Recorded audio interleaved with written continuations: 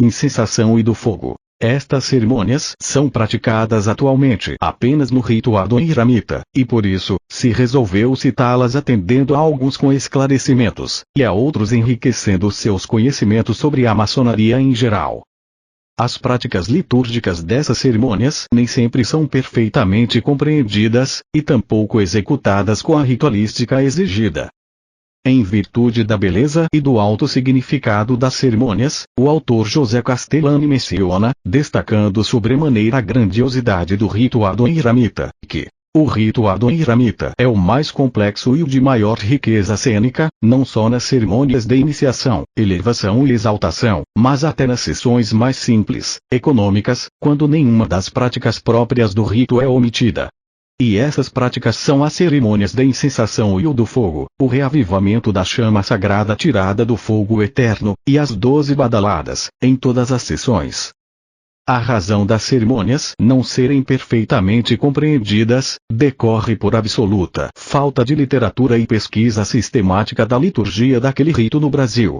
O autor Osvaldo Ortega, em uma excepcional pesquisa, apresentou um trabalho de comparação da movimentação das colunatas e o acendimento das velas, onde aborda as práticas da cerimônia da incensação e do cerimonial do fogo, da seguinte maneira. Ao que se saiba, não existia o ato de incensar quando da transposição da maçonaria operativa para os chamados aceitos, razão de se perguntar qual o motivo da incensação no contexto do rito adoniramita. Deduz-se ser a cerimônia tão somente uma preparação, pois que psicologicamente sublimará as almas dos irmãos participantes, em uma ação mística num rito que também é místico. Preceitua o ritual do rito que para a execução da cerimônia da incensação, o mestre de cerimônias deverá conduzir um turíbulo ao altar do VM, para receber sobre as brasas 3 pitadas de rosa ou olíbano, mirra e benjoim misturadas e trituradas, na proporção de 3, 2, 1, respectivamente.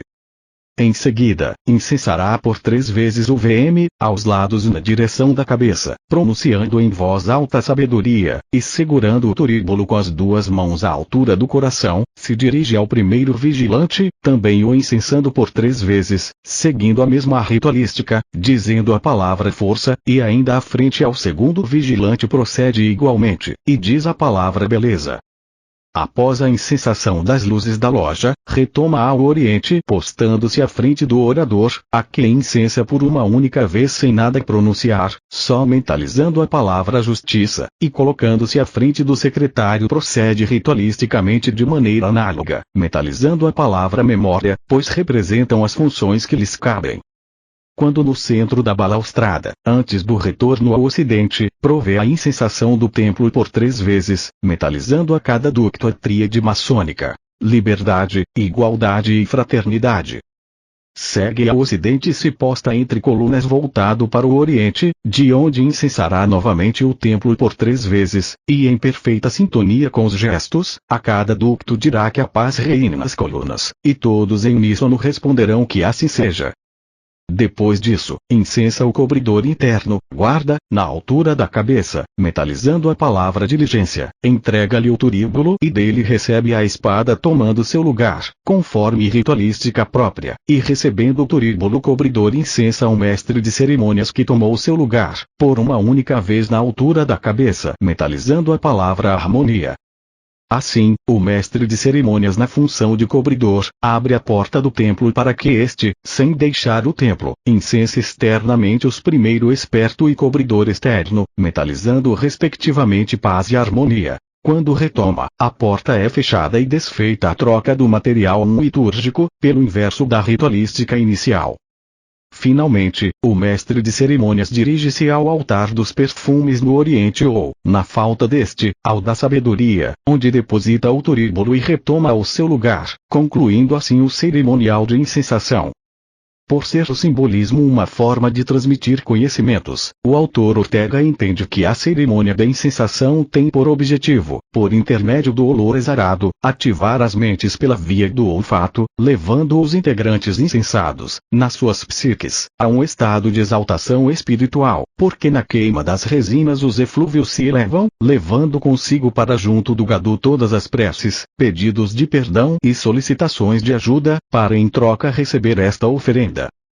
Assim sendo, por ocasião dessa prática mística, os integrantes, ao serem incensados olhando de frente para o mestre de cerimônias, apesar de não constar do ritual, mas em nada prejudicar o cerimonial, poderão abrir seus braços inclinando-os para a frente com as mãos espalmadas, predispondo-se a aceitar as solicitações do mundo cósmico, pois, partindo do pressuposto de que não basta que o corpo esteja disponível, é indispensável que a alma também esteja em algum lugar alcançável no tempo e no espaço. A cerimônia da incensação é uma alegoria esotérica, que tende a concentrar todas as energias do universo em uma força única, no simbolismo de um eixo de ligação que procura unir a matéria terrestre com a espiritualidade cósmica, isto é, do Ga do homem ao G, representando também a purificação, a permitir que por meio da fé e da harmonia, se estabeleça a união fraternal dos irmãos na sessão. Estando a loja purificada com a incensação, e propiciada a união fraternal de todos os integrantes presentes, torna-os aptos a merecer a presença da luz do Onipotente, que os protegerão e libertarão das trevas. Por sua vez, o ritual ao se referir ao cerimonial do fogo, estabelece que o mestre de cerimônias com o acendedor se dirige ao fogo eterno, que se encontra no oriente entre o altar dos juramentos e o da sabedoria, acende-o e mentaliza com a graça do Gadu, acendói a seguir se dirige ao VM, que recebe o acendedor e inflama a vela existente em seu altar quando súplica que a luz da sua sabedoria ilumine os trabalhos, e em uníssono todos repetem que assim seja, e acesa a vela, diz a sua sabedoria é infinita e devolve o acendedor. O mestre de cerimônia segue ao ocidente e ao primeiro vigilante, que, antes do acendimento da vela, em voz alta roga que a luz de sua força assista a essa obra, e todos repetem que assim seja, e complementa a sua força é infinita, e finalmente, dirigindo-se ao segundo vigilante que acende sua vela e pede que a luz de sua beleza se manifeste nessa obra, e todos novamente repetem que assim seja, e por fim, diz a sua beleza é infinita. No encerramento dos trabalhos a prática ritualística se repete, com o adormecimento do fogo sagrado, apagar das velas, iniciando agora pelo segundo vigilante que antes de adormecer a chama, em voz alta súplica que a luz de sua beleza continue flamejante nos corações, e o primeiro vigilante, analogamente, roga em voz alta que a luz de sua força permaneça atuante nos corações, e ainda, o VM da mesma maneira súplica que a luz de sua sabedoria habite nos corações, sendo que após cada súplica todos repetem que assim seja.